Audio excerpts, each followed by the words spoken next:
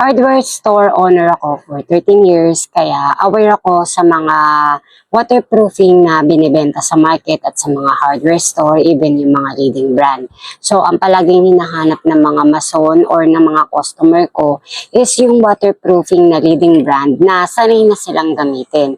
Kaya lang minsan nagkakaroon ng problema dahil iba-iba sila ng procedure at paraan ng pagtitimpla. Yung mga leading brand kasi hinahaluan pa ng semento.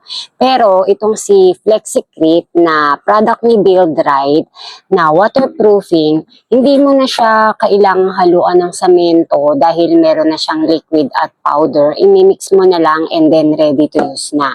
Same like sa mga leading brand na waterproofing, ito ay flexible at durable at pwede mo siyang gamitin. Recommended siya para sa mga toilet, bathroom, roof deck, balcony at pwede rin siya sa mga wall. At ang pinakamaganda pa rito, capable siya for bridging hairline cracks up to 1 mm. So, ang dami niyang uses. So, itong isang galon, ang laman niya is 5 kg.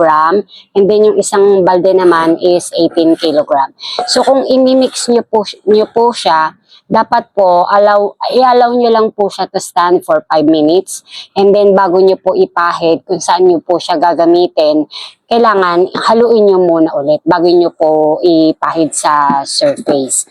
So, ito po ay mabilis matuyo. Within 2 to 3 hours, matutuyo na po yung first coating.